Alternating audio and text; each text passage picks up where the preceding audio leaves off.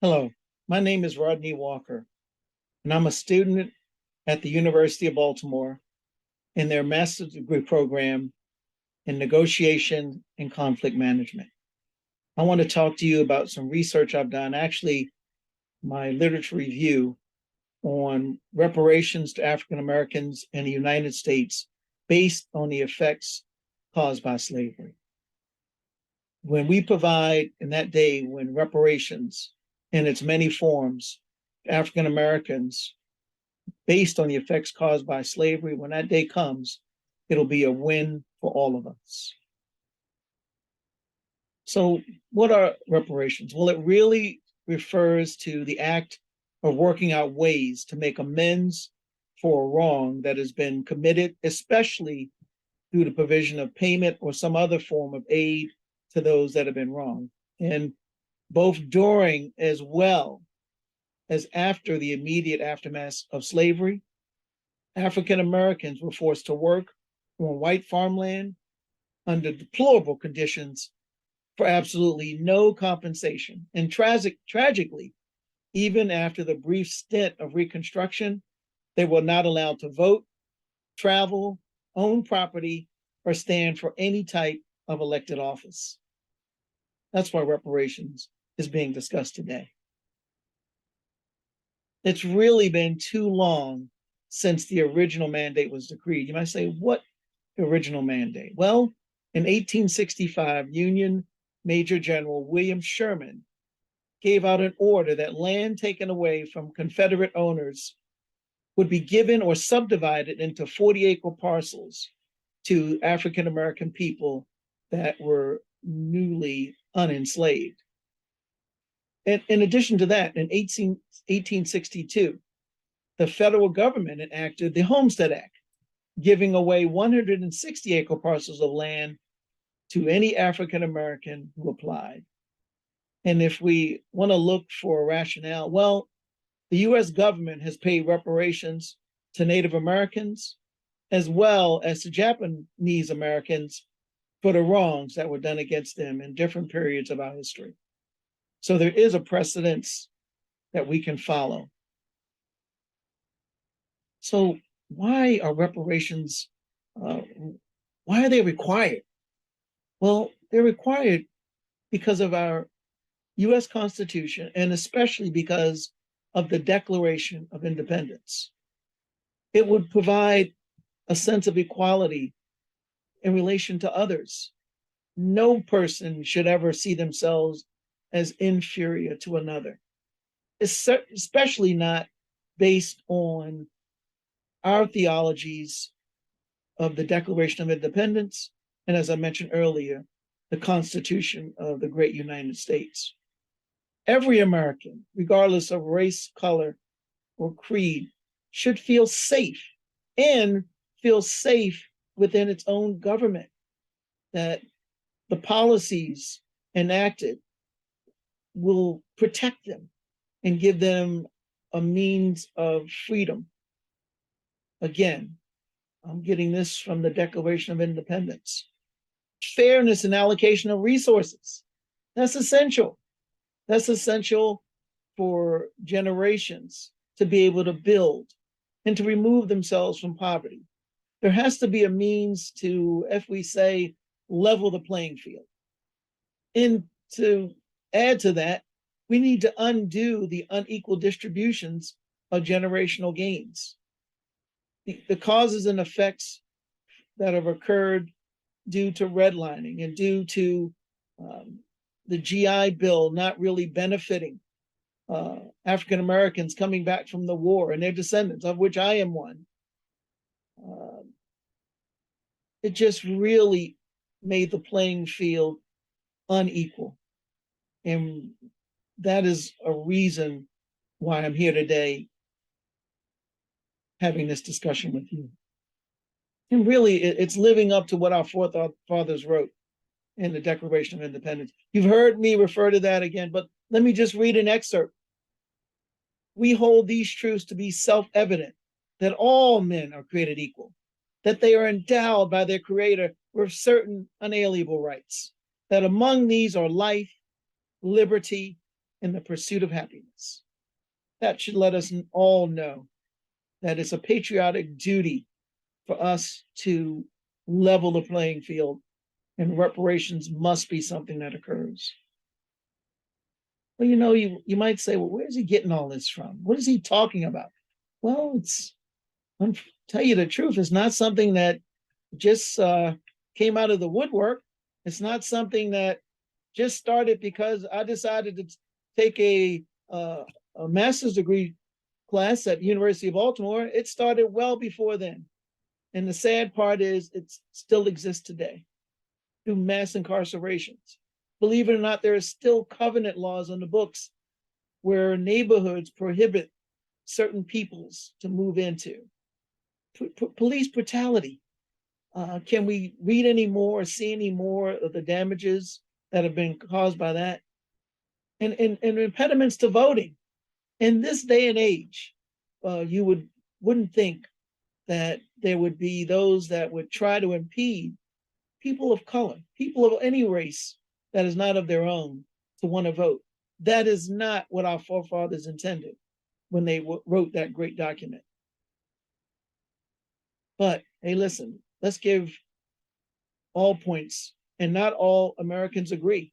As a matter of fact, an ABC News poll literally put it in perspective. 26% of Americans agree that reparations for African Americans should take place, but 73% believe that they should not. Let's take a look at why. Some of the reasons that were given. Well, one is a government effort to offer amends for the negatives of slavery in the years of discrimination that ensued is just not beneficial. Another argument against is critics have implied that slavery occurred so long ago, and that to that effect, the harm brought about by slavery took place too long ago to actually be mended. Here's another. Some are of the opinion that the basic notion of reparations frames African Americans as incapable of anything. Isn't that something?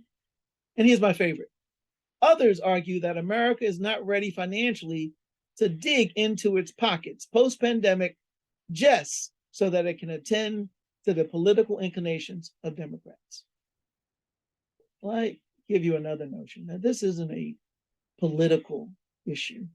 This is an issue of human and civil rights, something that our Declaration of Independence looks to protect.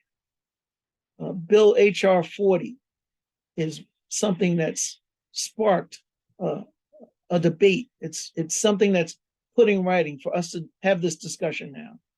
Let's call this our own H.R. 40. Let's put to the test what it's really talking about. Bill H.R. 40 establishes a congressional commission to study and develop reparation proposals for African Americans. The commission will examine slavery and discrimination from the period of 1619 to the present to recommend appropriate remedies. So we're getting closer. And reparations, it must come in multiple forms. It's not just about writing a check. In the harms that have done to African Americans, tied to the racial wealth gap. But as I said earlier, money cannot be the sole solution. It doesn't matter if we agree or disagree. Our Declaration of Independence and Constitution demand it. Reparations should not just come from the federal government. Many entities have benefited from slavery, and many entities, unfortunately, have also participated in Jim Crow policies and institutional racism. The equivalent value of wealth provided to the U.S. economy from slave-grown cotton alone in today's dollars is in excess of over $1 billion. So you see, this is why I say reparations are necessary to African Americans due to the effects caused by slavery to repair the ill effects that this nation must unstain to move forward. Why do I say this is necessary? Well, just listen to this short excerpt by, let's call him a colleague who shares his views on this subject. Andre Perry is a senior fellow at the Brookings Institution who wrote a number of books, Reparations of the Value of Black Lives and Property. And so we really want to, one, repair the damage that's been caused and create a plan moving forward to help Black and Brown communities. We really do need a reparations package. He disagrees with the notion that reparations would be too difficult to undertake. We know who lived in the red line neighborhood. We know the descendants. We even have a lot of technology to see who's the descendant of the enslaved here. Perry also says we had a clear example recently of what reparations would look like. Last year, when businesses were forced to shutter because of COVID requirements, we asked federal and state officials to make those businesses whole. You can call that reparations, you can call it relief, you can call it what you want.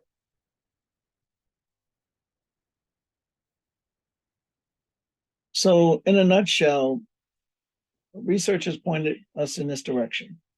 African Americans worked for 244 years without due compensation, followed by an additional 156 years of intentional repression.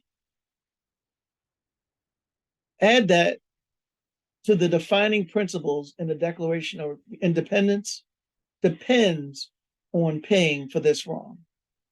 And African Americans face huge disparities in generational wealth, housing at affordable rates, lack of affordable health care, and education without loans. Let's think about it. This is a great place that reparations could actually begin. Slavery has contributed a lasting mental stain to the image of Blackness. African Americans have been underemployed, underestimated, underrepresented, objectified, and discriminated against. And that was the purpose for this research to begin with. So what does it tell us? Well, one, we have a basis of knowing what is owed. Two, we have precedents of righting wrongs such as these from the past. Another, the generational wealth gap caused by slavery and followed by Jim Crow and institutional racism must be restored. And finally, it doesn't matter what our thoughts or personal opinions or views are. The Declaration of Independence demands this from us as patriots of this great nation. So I appeal to you, let's take a look at ourselves. Let's take a look at what this nation represents and the doctrines that our forefathers put in place for its people. I appreciate your attention today and look forward to not just a discussion, but I look forward to seeing this come into fruition, that reparations in many forms to African Americans due to the effects caused by slavery shall come about. Thanks once again for your time and attention.